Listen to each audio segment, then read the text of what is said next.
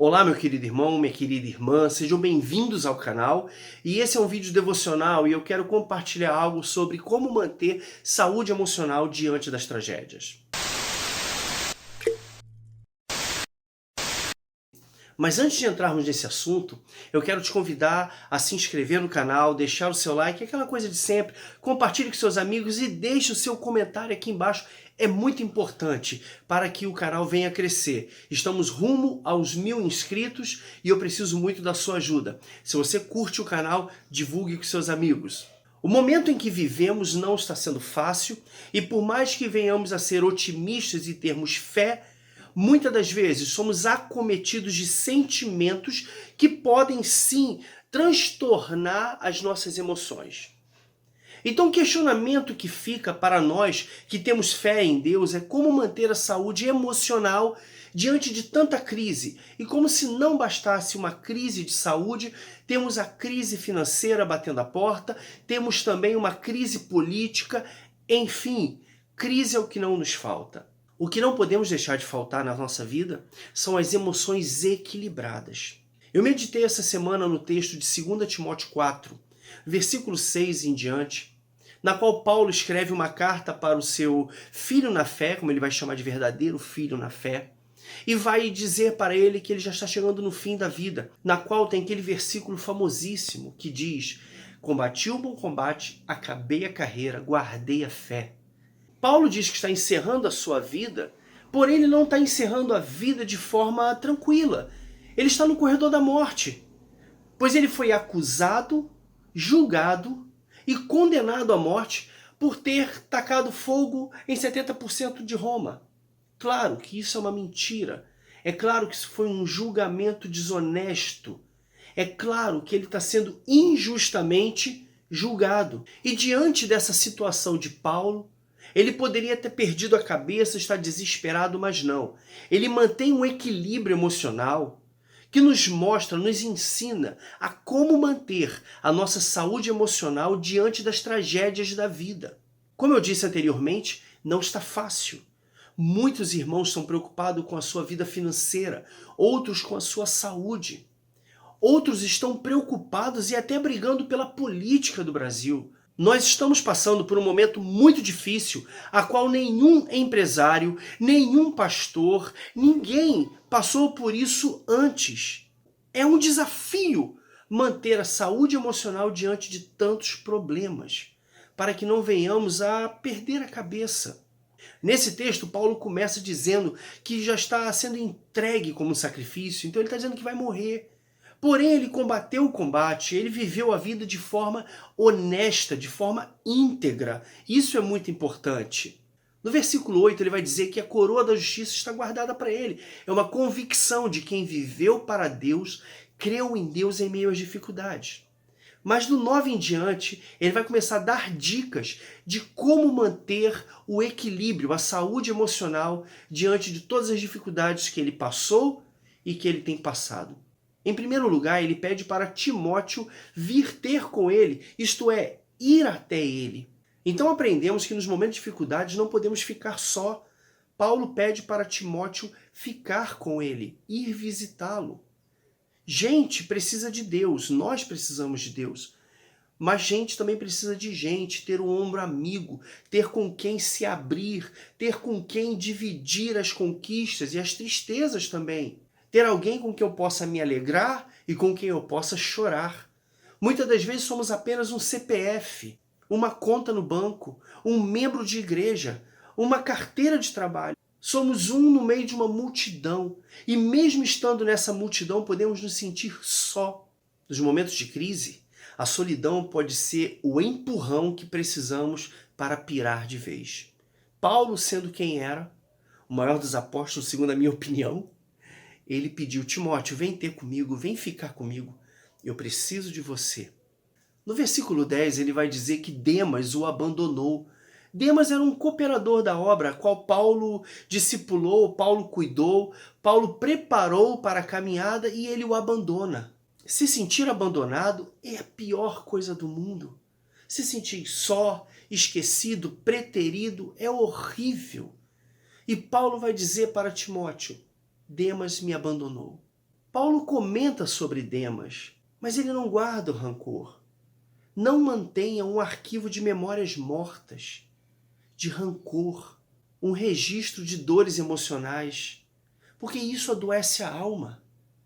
Já não basta a crise exterior, se por dentro nós ficarmos nos remoendo por quem nos deixou, por quem poderia nos ajudar, piora a situação. Então a segunda dica de Paulo aqui para manter a saúde emocional é não manter o olho, não ficar lembrando daqueles que te desapontaram. Isso não faz bem para você. Avançando no capítulo 11, Paulo vai dizer que somente Lucas está com ele, isto é, aquele que escreveu o Evangelho de Lucas e o livro de Atos, e que acompanhou Paulo nas suas viagens missionárias. Então ele pede para Timóteo trazer Marcos com ele. Se olharmos para a história de Paulo, Marcos andou com Paulo por um período e depois o abandonou voltando para casa. Mais à frente, no livro de Atos, Barnabé vai cogitar a possibilidade de trazer Marcos de volta para o campo missionário e Paulo não aceita de forma contundente. Mas chegando agora, no fim da vida, Paulo diz, me traga Marcos, pois ele vai ser útil. Isto é, Paulo ele bota em prática o princípio do perdão, porque perdão é o princípio. É uma prática que deve ser constante para o cristão. Perdão é lavar a alma. Perdão é pagar o ônus da dívida. Perdão é abrir mão até da sua razão. O perdão não apaga o passado, mas ele escreve o futuro. O segredo aqui é não deixar relacionamentos pendentes. Porque você nunca será tão grande quanto no momento em que você se humilhar. A verdadeira grandeza de um homem está quando ele se diminui. Nesses momentos de crise é muito importante guardar o princípio do perdão. Não guarde rancor para a sua alma. Não guarde. Só assim restauraremos relacionamentos quebrados. Lembre-se que foi assim que Jesus fez, pois ele perdoou aqueles que o crucificaram.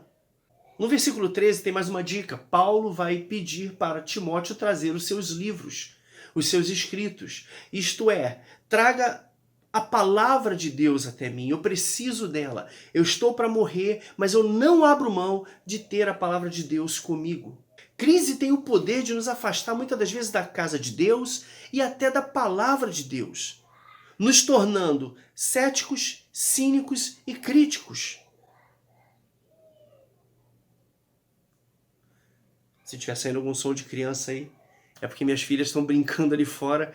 Eu estou tentando gravar esse vídeo já há dias, tive uma complicação de saúde, mas enfim, vamos lá. Não permita que a crise te afaste da palavra de Deus. Use esse momento que talvez você esteja em quarentena para ler a palavra, talvez como você nunca leu antes.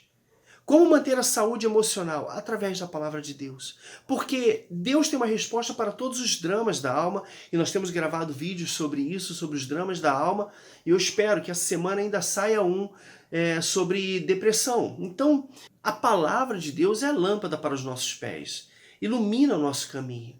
Jesus disse que pela palavra dele nós já estamos limpos. A palavra de Deus é uma arma e é um alimento também. Paulo, no fim da vida, ele quis ficar mais perto ainda da palavra de Deus. Nos versículos 14 e 15, Paulo vai dizer para Timóteo tomar cuidado com o tal de Alexandre, o latoeiro. Alguns historiadores vão dizer que foi esse Alexandre que dedurou Paulo para Nero. Inventou a mentira de que foi Paulo que incentivou o incêndio em Roma. Paulo sim podia guardar muitas mágoas desse tal de Alexandre, mas ele vai dizer uma coisa muito importante. O Senhor lhe pague segundo as suas obras. Uma coisa muito importante que nós não podemos ter na nossa vida, principalmente no momento de crise, a qual nós ficamos muito fragilizados algumas vezes, é o sentimento de vingança. Não tenha sentimento de vingança dentro de ti. Lembre-se que a palavra vai dizer que a vingança é do Senhor. E ele não outorgou isso ao homem. Ele outorgou ao homem o amor, o servir, o perdão, como nós falamos ainda há pouco, entre tantas outras coisas, mas a vingança é sempre do Senhor. Shakespeare disse que esse sentimento é como se você tomasse um veneno na expectativa de que o outro morresse. É algo que te corrói por dentro. Em momentos de crise, Não tenha sentimentos ruins dentro de você, principalmente de vingança. Avançando mais um pouco nos versículos 16 e 17, Paulo vai dizer que no seu julgamento, na audiência, ninguém foi até lá, nem para estar com ele, nem para defendê-lo. Ele já disse que Demas o abandonou e que alguns estão em outros campos missionários. Mas nesse momento, ninguém abriu mão dos seus afazeres para poder estar com Paulo, dar um apoio moral. Sabe aqueles momentos de dificuldade em que você gostaria de receber pelo menos uma mensagem no WhatsApp? Como é que você está? Precisa de alguma coisa? Eu estou aqui, conta comigo. Porém, Paulo vai dizer que Deus esteve com ele. Esse sentimento e essa convicção é que deve reger toda a vida do cristão, porque não importa o que aconteça, não importa quem está do teu lado, não importa se você esteja sozinho, o entendimento de que Deus nunca nos abandona é que deve habitar em nosso coração, sempre. Jesus disse, estarei convosco todos os dias até a consumação dos séculos. Ele é Deus Emanuel, Deus conosco, Deus presente, Deus que habita em nós, Deus que decidiu abrir mão da sua majestade para andar no meio dos homens e assim fazer com que seu Espírito faça morada em nós. Nós temos livre acesso, o véu foi rasgado. Paulo se sentiu em desamparo total. Isso poderia corroer a sua alma. Porém, ele vai entender que Deus é um Deus presente nas angústias. Esta convicção tem que estar no teu coração, para que você venha manter a sua saúde emocional. Ao final do texto, ele vai dizer algo muito bonito. Que Deus o livrará de toda obra maligna e que Paulo estará guardado para o seu reino. E Paulo finaliza, a ele seja dada toda a glória. Em momentos de crise, você tem que entender que Deus é soberano na tua vida. E não são os nossos momentos difíceis que vão definir se Deus é bom ou ruim. Deus é bom e pronto, porque Ele é. A Ele seja a glória. A glória de Deus não pode ser tocada por homem nenhum. E eu acredito que Paulo, no momento da sua execução, se ele tivesse direito a falar algumas últimas palavras, com certeza ele falaria, glórias sejam dadas ao meu Deus. Sabe por quê? Porque ele não estava indo para a morte. A consciência de Paulo tinha certeza que ele estava indo para a vida eterna. Ele não estava indo para o machado da execução, mas para os braços do Pai. Ele não estaria indo ser banhado de sangue, mas estaria recebendo a coroa da vida. Ele poderia ter sido acusado, julgado e declarado culpado por Nero. Porém, Deus, o justo juiz, o declara inocente, justificado, perdoado. Está indo em direção à glória de Deus, está indo em direção às moradas celestiais. Então, Paulo tinha essa convicção de que, independente do que acontecesse com ele, por mais que a vida fosse dura e difícil, a sua saúde emocional era determinada porque a Deus seja dada toda a glória. Porque nele eu coloco as esperanças. Porque nele eu tenho as melhores expectativas. Glórias sejam dadas ao Senhor. Comparando nossas vidas com a de Paulo, nós não sofremos nada ainda.